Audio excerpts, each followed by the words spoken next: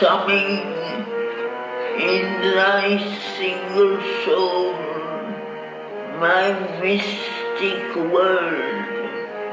I will possess in thee my universe, the universe, find all I am in thee.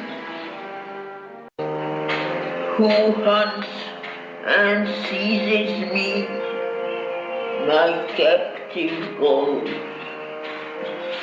This shall thou henceforth learn from thy heart's beat. Forever love, O beautiful slave of God, O vessel of my rapture's widening news, become my core of universal love. Descend to life with him thy heart desire. O Satyava, O luminous Savitri, I send you forth above beneath the stars, a dual power of God in an ignorant world. In a hedged creation shut from limitless self, bringing down God to the insentient glow,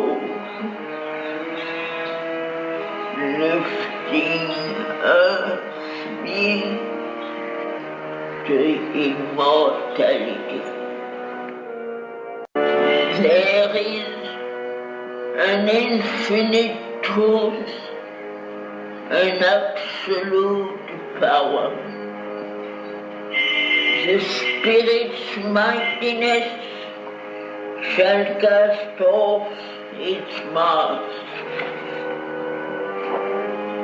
Its greatness shall be felt, shaping the world's course.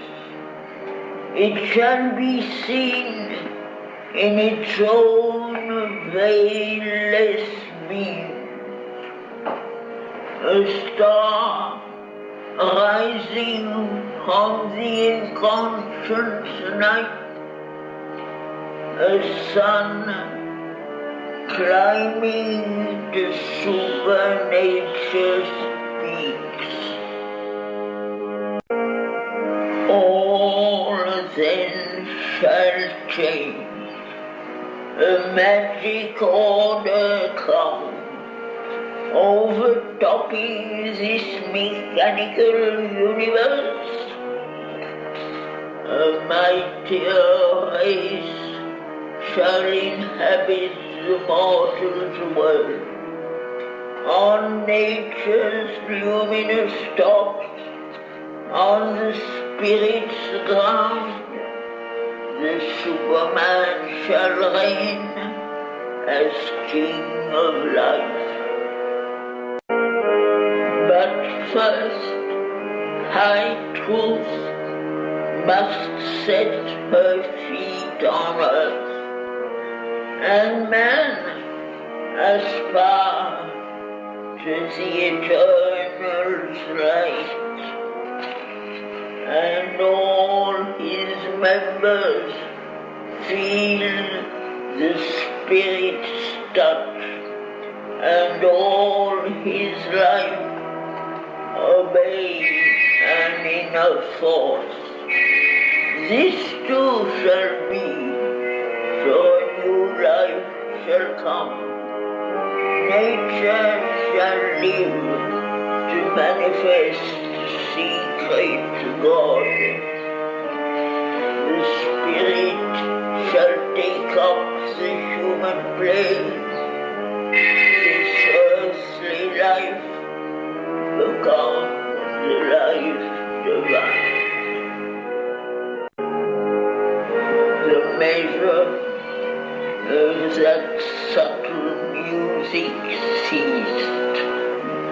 down with a hurried, swimming, floating lapse through unseen world and bottomless spaces forth, sank like a star, the soul of Savitri.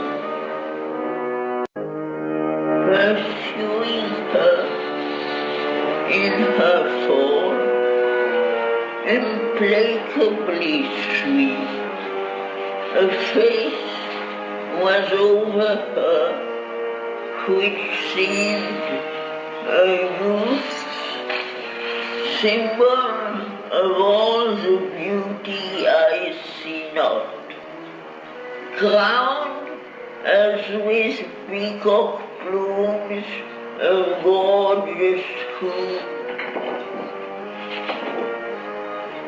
framing a sapphire whose heart disturbing smile insatiably attracted to delight, voluptuous to the embraces of her soul.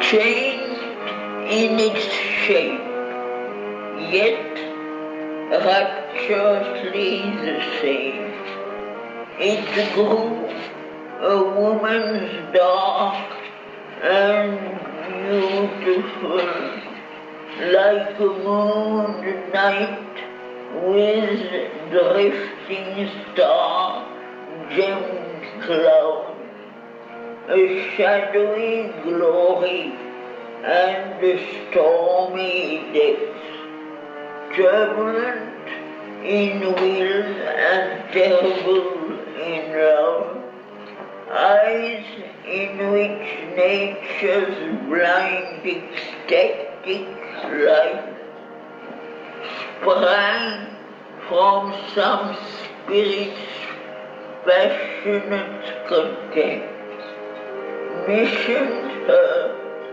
to the whirling dance of earth.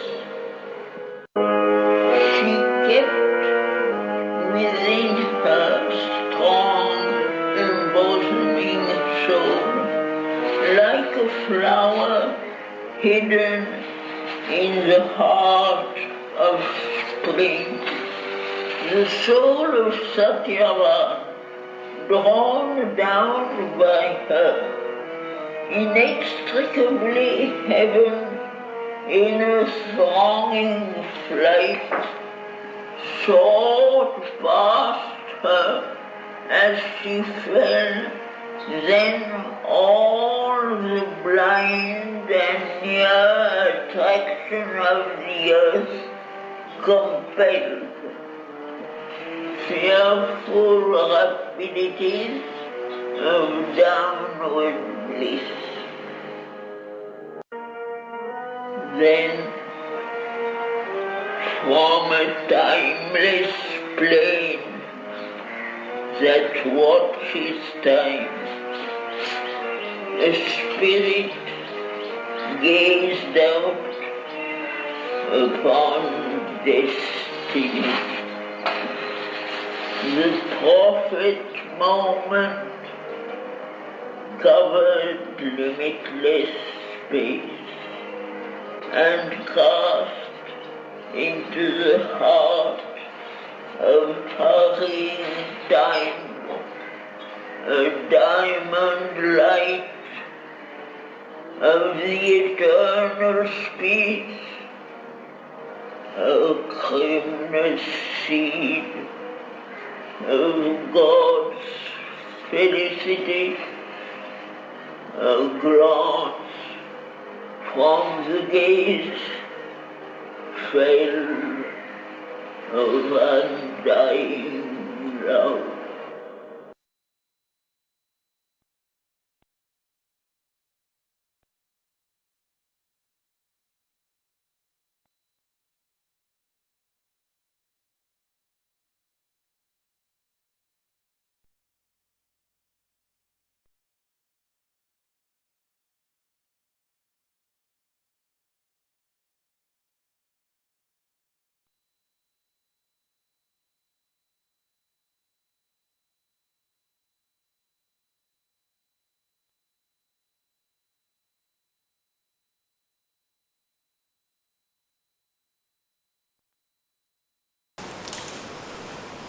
we came to the point in the poem where Savitri is offered some very important choices.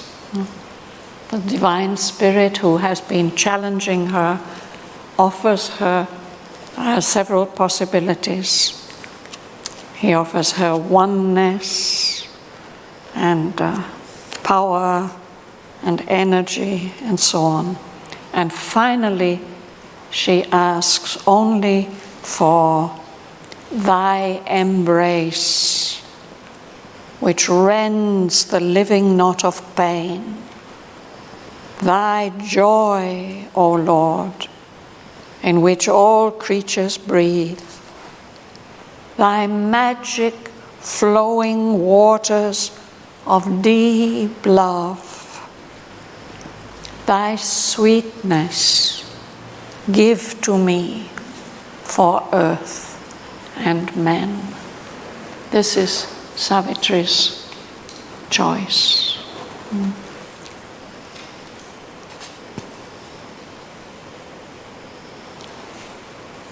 And it is followed by the sanction of the Supreme Lord, who promises her, he says on the next page, 698, thy thoughts are mine, I have spoken with thy voice. My will is thine, what thou hast chosen, I choose. All thou hast asked, I give to earth and men. Then follow several pages where this same voice, this voice of the Supreme Lord, describes to us and for Savitri what this great choice of hers will mean for herself and for the world. It goes on for 1, 2, 3, 4. Which page? Well, starting on page 698, this description continues to the break on page 702. If you look there just before the break, there's this command from the Supreme to Savitri. He says, "Oh, forever love, oh beautiful slave of God. O lasso of my rapture's widening noose, become my cord of universal love. The spirit, ensnared by thee, force to delight of creation's oneness, sweet and fathomless, compelled to embrace my myriad unities and all my endless forms and divine souls." He tells her, "O mind, grow full of the eternal peace. O word, cry out the immortal litany. Built is the golden tower, the flame child born." And then the Lord tells her finally, "Descend to life, with him thy heart desires." This is what Savitri has been praying and working for. Now finally the sanction is given.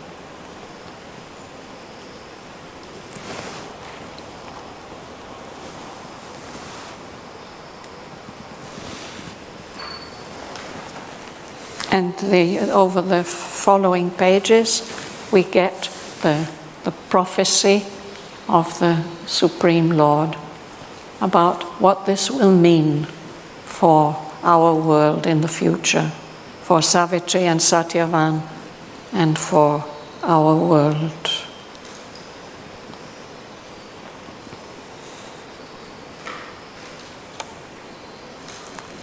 Will you read, Joel? Page. I'm on page 702 at the break.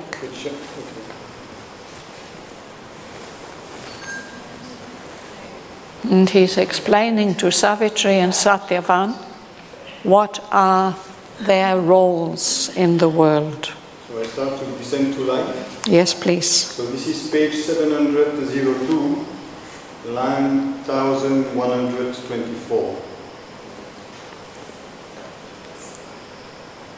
Descend to life within thy heart's desires, O Satyavan, O luminous Savitri.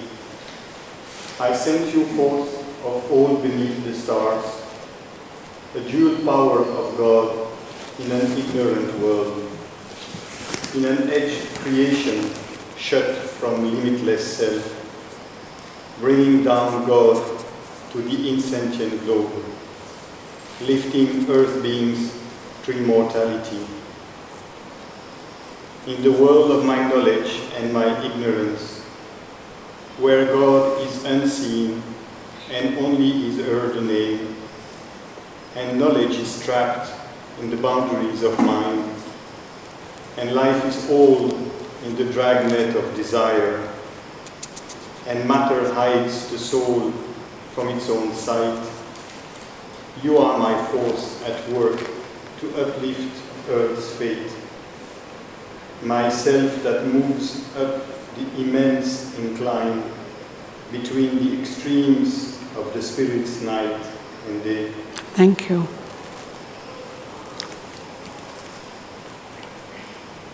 So it says you. This word, this promise is addressed to both of them, to Satyavan and to Savitri. And the Lord refers to them as a dual power. They are two united souls who are doing the same work. They are a dual power of God in an ignorant world. And their task is to bring down God to this material world of unconsciousness and to lift earth beings to immortality. You too, Satyavan and Savitri, you are my force at work to uplift earth's fate. You are myself, the Supreme Lord says. That's moving up this immense incline between the extremes of the Spirit's night and day. He, Satyavan, is my soul that climbs from nescient night through life and mind and supernature's vast to the supernal light of timelessness and my eternity hid in moving time.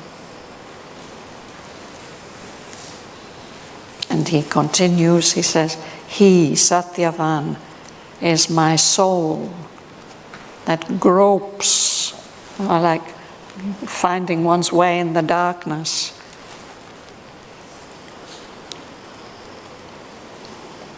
That gropes out of the beast, the animal creation, to reach humanity's heights of lucent thought and the vicinity of truths sublime. He, Satyavan, is the Godhead growing in human lives and in the body of earth beings' forms. He is the soul of man, climbing to God in nature's surge out of earth's ignorance. This is Satyavan. And then the Lord turns to Savitri. Oh, Savitri, thou art my spirit's power, the revealing voice of my immortal word, the face of truth upon the roads of time, pointing to the souls of men, the roots to God.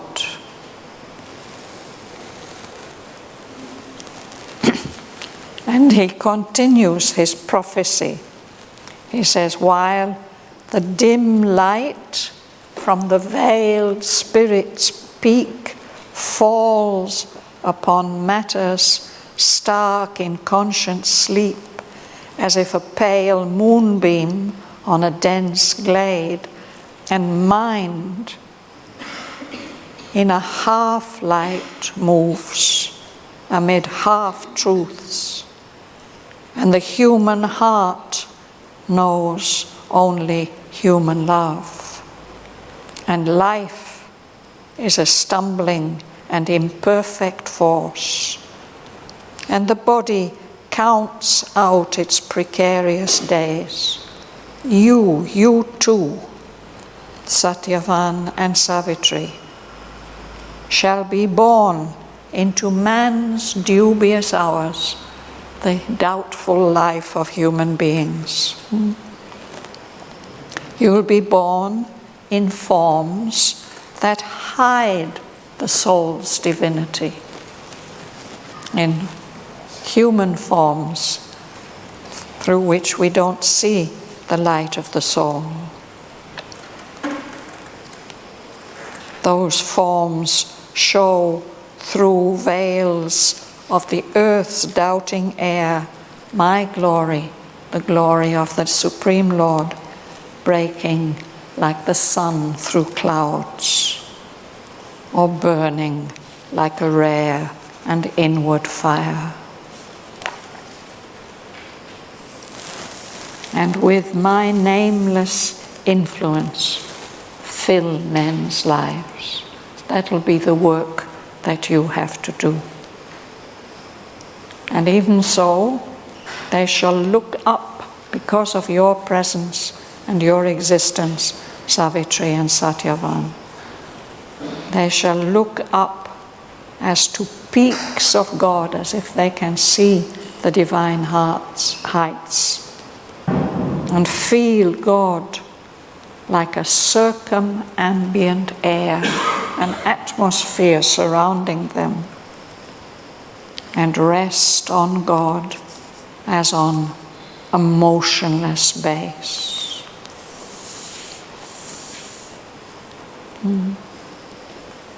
But still more will happen.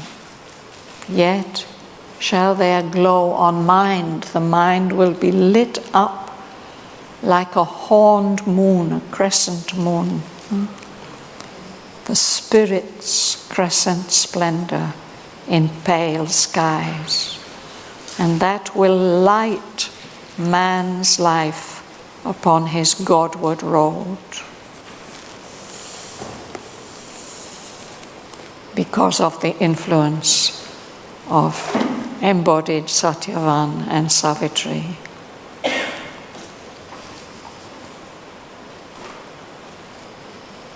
But more there is concealed in God's beyond that shall one day reveal its hidden face.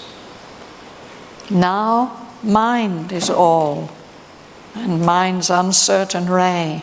Mind is the leader of the body and life. Mind, the thought-driven chariot of the soul, carrying the luminous wanderer in the night to vistas of a far, uncertain dawn, to the end of the Spirit's fathomless desire, to its dream of absolute truth and utter bliss.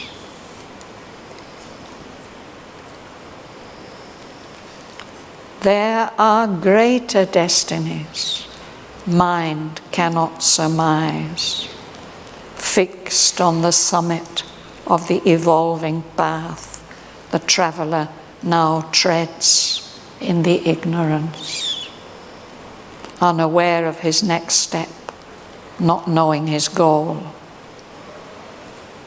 Mind is not all his tireless climb can reach. There is a fire on the apex, the high point of the worlds. There is a house of the eternal's light. There is an infinite truth, an absolute power. The Spirit's mightiness shall cast off its mask. Its greatness shall be felt, shaping the world's course. It shall be seen in its own veilless beams, a star rising from the inconscious night, a sun climbing to supernature's peak. Here the it represents what? Sorry? Here the it he is, no? Before that you were spelling out The Spirit's mightiness. So this is the long prophecy of what Savitri's, from the Supreme Lord, of what Savitri's victory will mean for the earth. Poonam will read.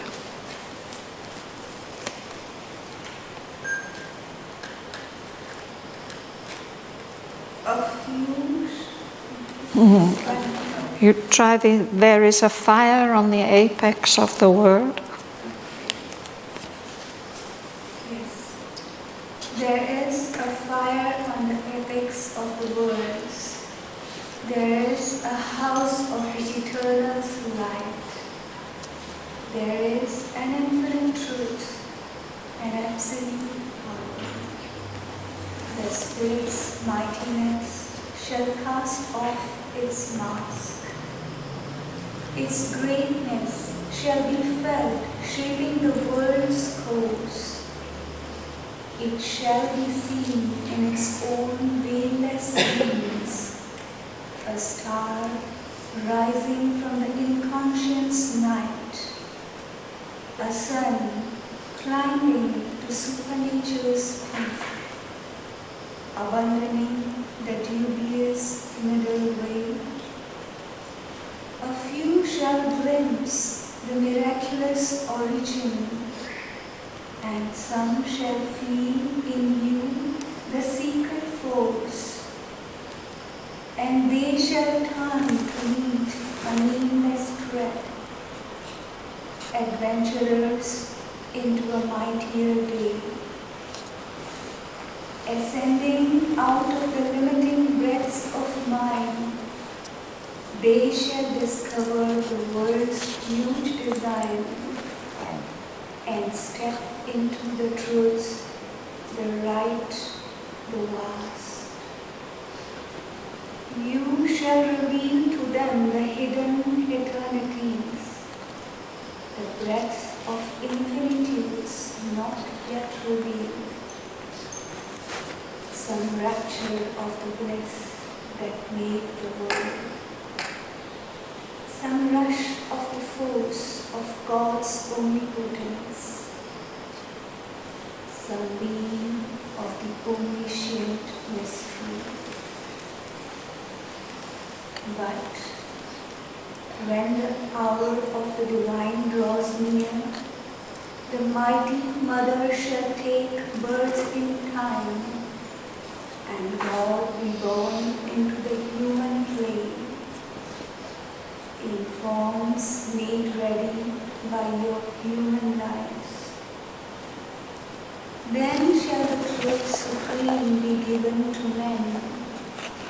There is a being beyond the being of mind, an immeasurable cast into many forms, a miracle of the multitudinous one.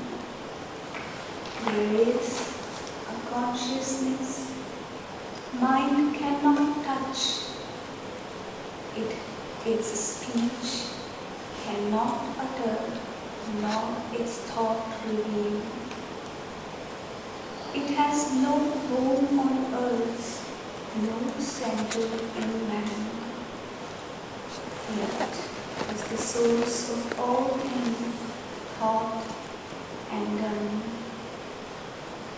The form of the creation and its works, it is the origin of all truth here, the sun of mind's fragmentary grace, infinity's heaven that spills the rain of God, the immense that calls to man to expand the spirit, the wide aim that justifies his narrow attempts, a channel for the little he tastes of bliss. Some shall be made the glory's receptacles and bearers of the eternal's luminous power.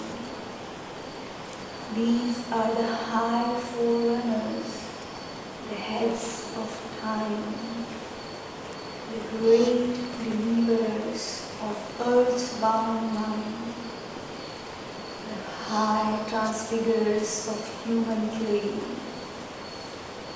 the firstborn of a new supernal race.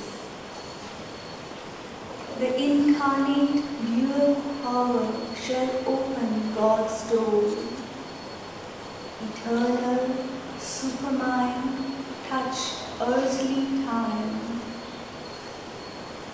The Superman shall wake in mortal man and manifest the hidden demigod, or grow into the godlike and God force, revealing the secret deity in the clay. Then shall the earth be touched by the Supreme. His bright, unveiled transcendence shall illumine the mind and heart and force the life and act to interpret his inexpressible mystery in the heavenly alphabet of divinity's signs.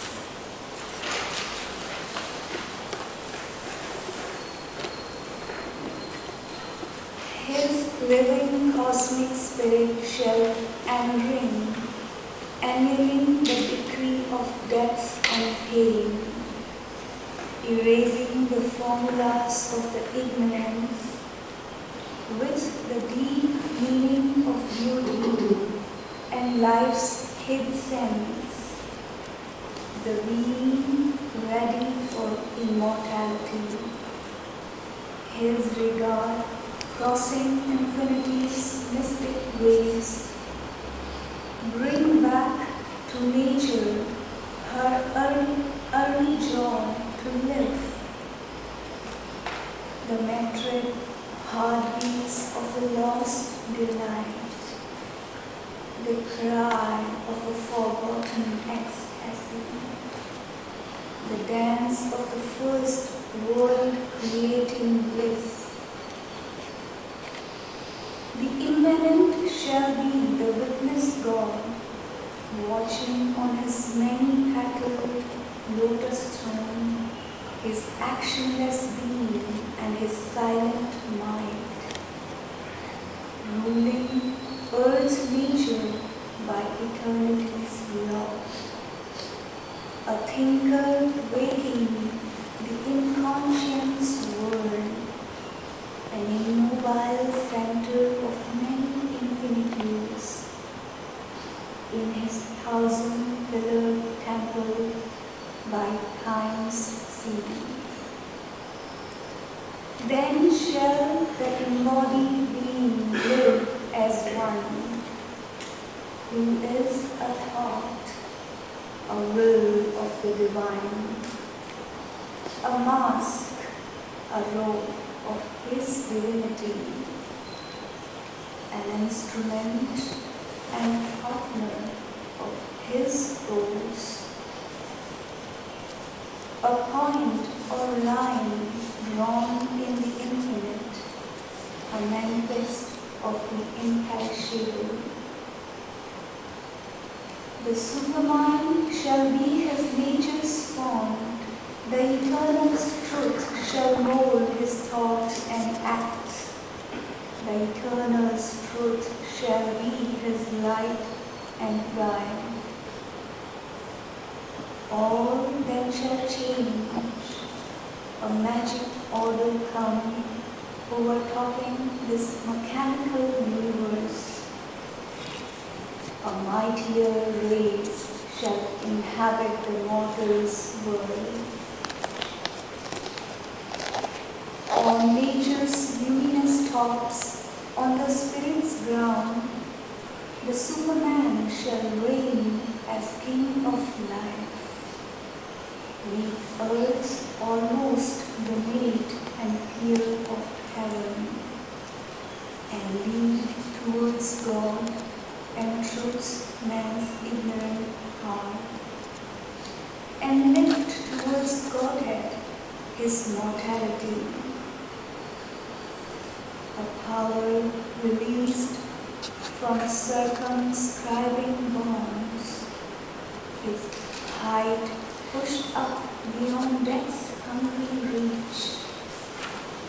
Life's tops shall flame with the immortal's thought. Light shall invade the darkness of its base.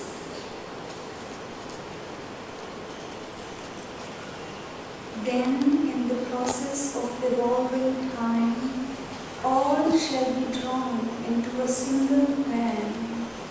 A divine harmony shall be earth's law. Beauty and joy remove her way to live. Even the body shall remember God. Nature shall draw back from mortality, and spirits, fires shall guide the earth's blind foes. Knowledge shall bring into the aspirant thought a high proximity to truth and God. The supermind shall claim the world for light and thrill with love of God, the enamored heart, and place light's crown on nature's lifted head and found light's reign on her unshaking base. A greater truth than earth's shall roof in earth and shed its sunlight on the roads of mind. A power infallible shall lead the thought. A seeing presence govern life and act. In earthly hearts kindle the immortal's fire. A soul shall wake in the inconscious house. The mind shall be God vision's tabernacle. The body intuition's instrument, and life a channel for God's visible power. All earth shall be the Spirit's manifest home, hidden no more by the body and the life, hidden no more by the mind's ignorance. An unerring hand shall shape event and act. The Spirit's eyes shall look through nature's eyes. The Spirit's force shall occupy nature's force. This world shall be God's visible garden house. The earth shall be a field and camp of God. Man shall forget consent to mortality, and his embodied frail impermanence. This universe shall unseal its occult sense.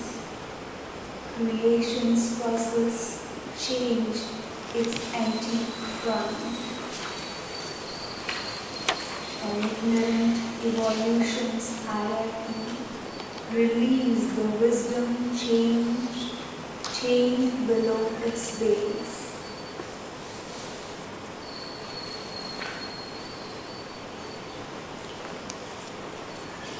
Continue.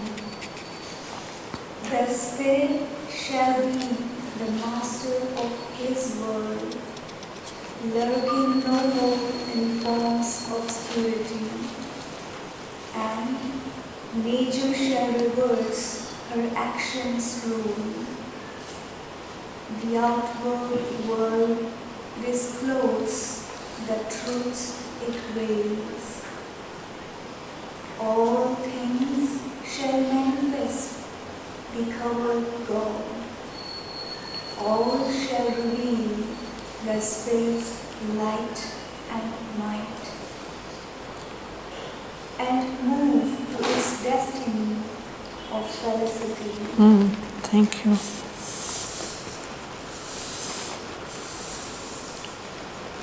So this is the wonderful promise which Sri Aurobindo has given for the future of the world, put into the mouth of the Supreme Lord.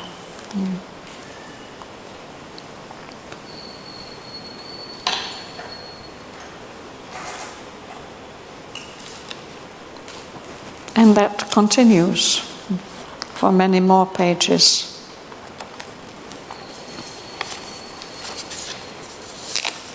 We can have a look at it on future sessions.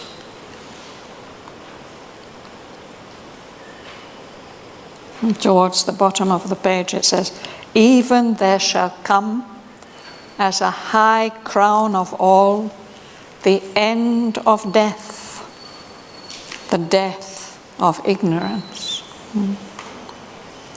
But first, high truth must set her feet on earth, and man aspire to the eternal's light, and all his members feel the Spirit's touch, and all his life obey an inner force. This too shall be, for a new life shall come, a body of the superconscious truth, a native field of supernature's mights."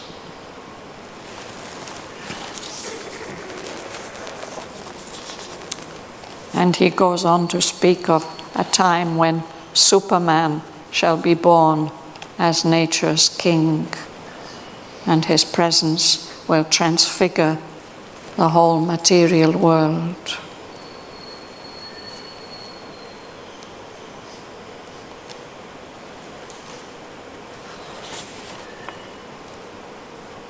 Eventually, here at the top of page 711, there comes the promise. The Spirit shall take up the human play, this earthly life become the life divine.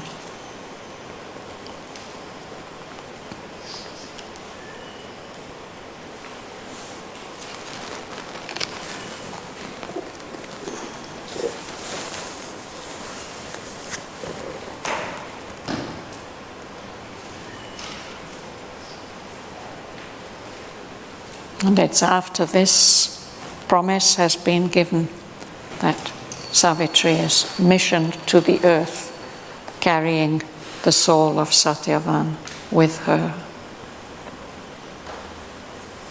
bringing the canto to the end.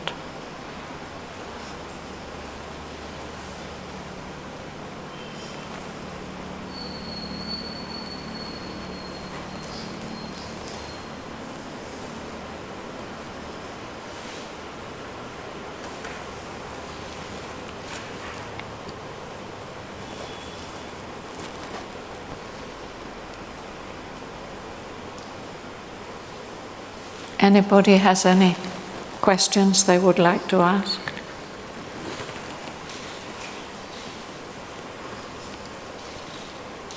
It's really worth reading these pages over and over again.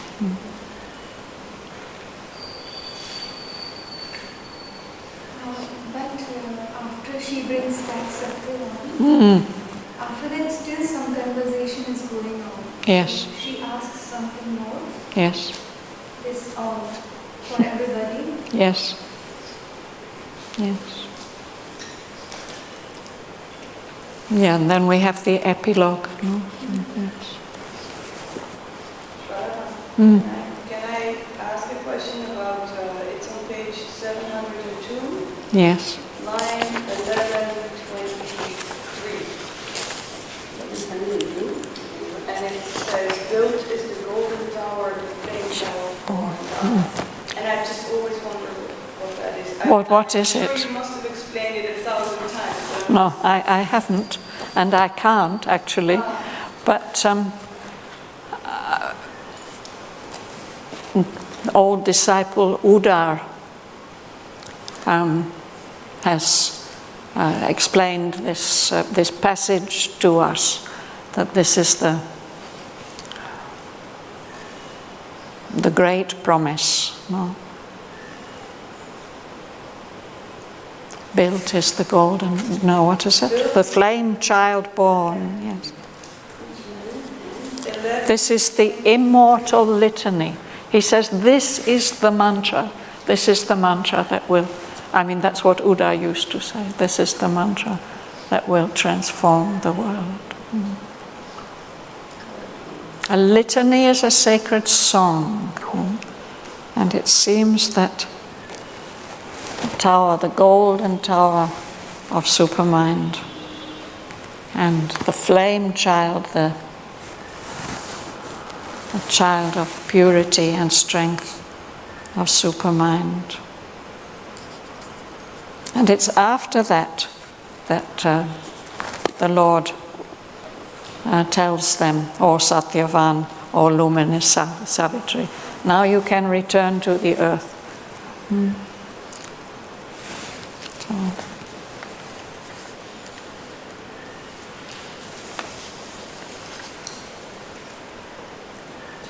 So perhaps we can continue with this next week. 5 or 6 more pages.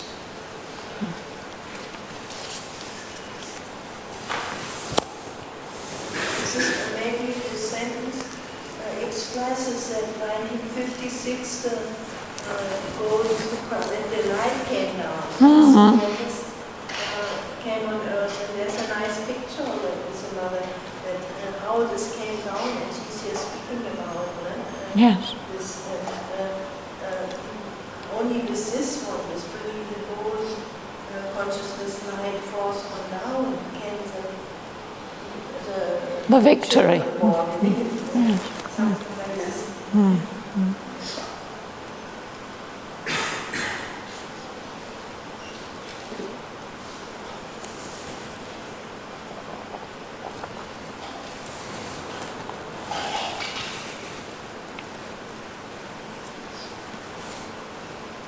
I have one more point.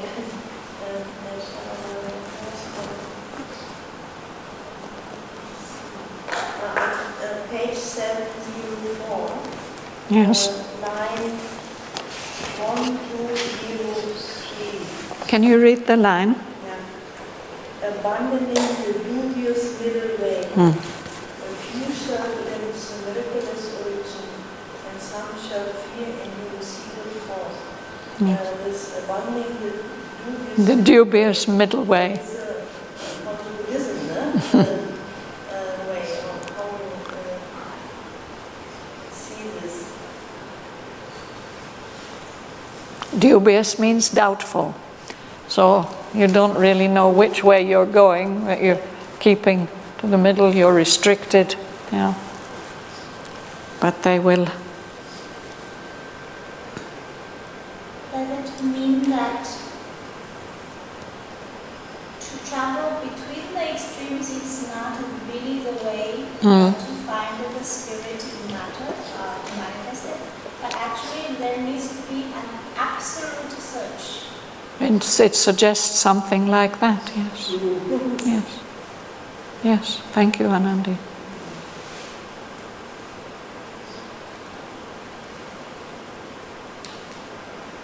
Anybody else has anything to share?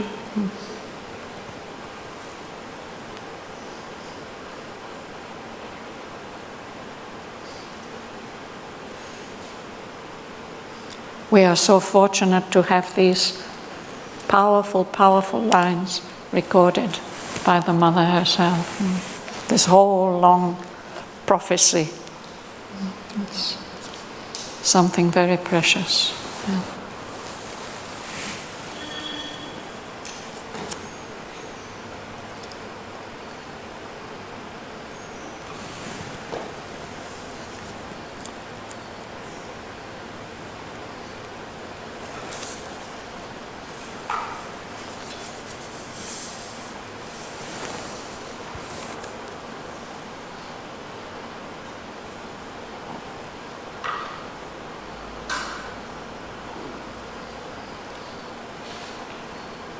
Shall we leave it like that for today? Thanks to Sri Aurobindo.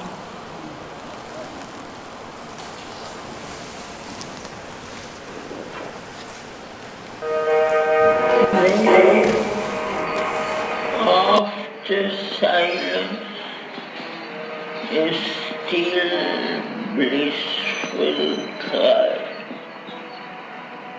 Oh, beautiful body of the incarnate Word,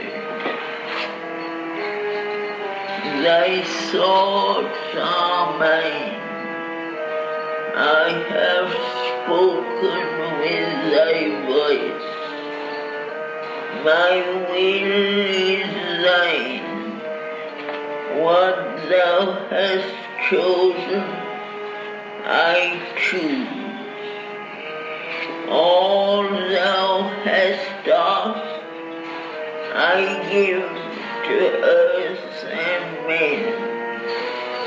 Now will I do in thee my marvelous works.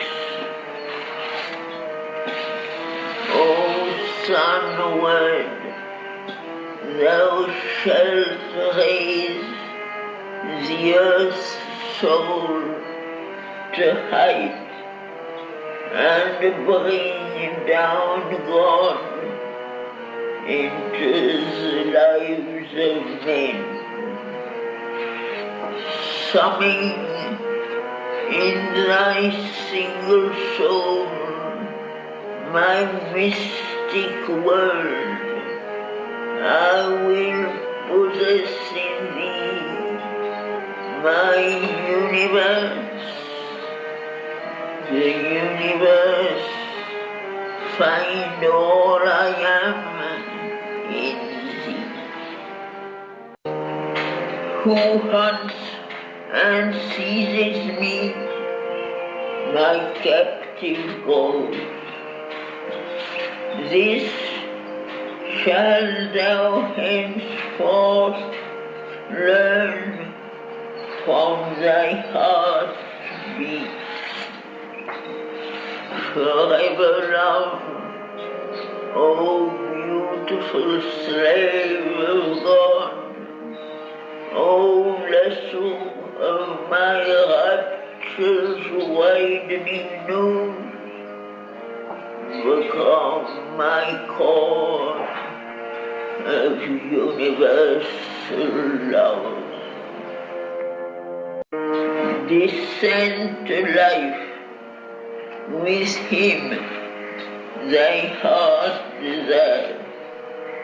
O Satyavan, O luminous Savitri, I send you forth above beneath the stars, a dual power of God in an ignorant world.